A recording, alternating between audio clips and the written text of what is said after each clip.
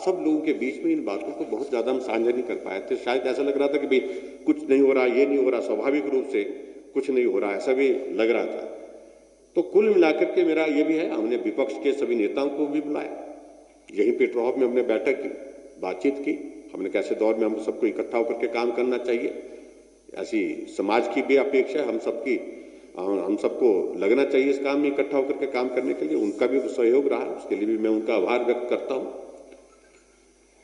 और अभी भी मैं देख रहा हूं कि हिमाचल प्रदेश में जो बच्चे बाहर फंसे हैं, परिवार के लोग फंसे हैं, वो अभी भी हिमाचल प्रदेश में आने के लिए इच्छुक हैं। इच्छुक क्या, यानी कि बहुत आतुर हैं। हमने उनसे विनम्र निवेदन किया है कि थोड़ा वक्त अगर आप लोग और इंतजार कर सके तो उचित होगा। उनका बहुत बड़ा सहयोग मिला है, कठिनाई में, परेशानी में रहे, लेकिन उसके बावजूद भी उनने पालन किया है। थोड़े वक्त अगर और पालन करें तो मैं समझता हूं कि उनके लिए, उनके परिवार के लिए और हिमाचल के लिए भी वो बहुत बड़ा एक योगदान उनकी तरफ से भी होगा।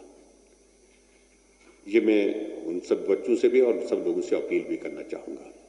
हाँ, उसके बावजूद जो मेडिकल इमरजेंसी है उसको हमने अटेंड किया है, और उसके साथ साथ में दूसरी सारी चीज़ों को लेकर के भी हमने, जहाँ किसी के परिवार में कोई घटना दुर्घटना हो गई है तो उसके लिए भी हमने आशीष दिए हैं।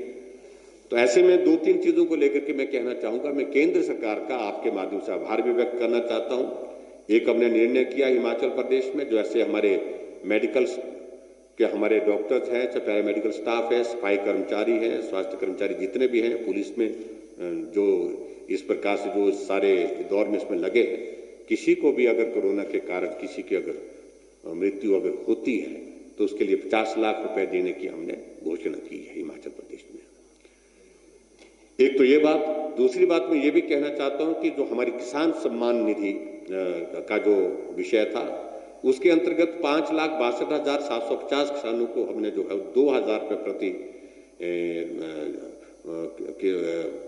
किसान को जो है वो राशि हमने उपलब्ध कराई, और इस में लगभग 112 करोड़ 55 लाख रुपए जो है उसमें हमने खर्च किए हैं किसान सम्मान योजना के अंतर्गत। प्रधानमंत्री जन धन योजना के अंतर्गत में ये भी मैं बताना चाहता हूं कि अभी तक जो 3 माह तक सभी खाता धारक जो महिलाएं के खाते में 3 महीने का 500 रुपए प्रति माह जमा कर किए जा रहे हैं, और इस योजना से 5,90,306 महिलाओं को जो है लाभान्वित किया जाएगा, और 29.5 करोड़ रुपए इसमें खर्च किए जाएंगे। इसके अलावा उज्ज्वला योजना के अंतर्गत आगामी 3 महीने तक सभी लाभार्थियों को निःशुल्क गैस सिलेंडर, जिससे 1,30,116 परिवार लाभान्वित होंगे। ये भी एक निर्णय उज्ज्वला योजना के अंतर्गत किया गया है। और उसके साथ साथ में हिमाचल प्रदेश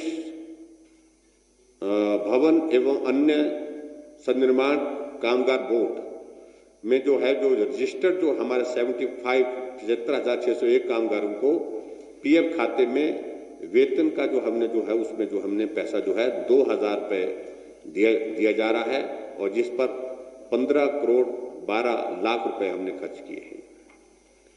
ये कुछ बातें तो जो हमने हिमाचल प्रदेश में भी।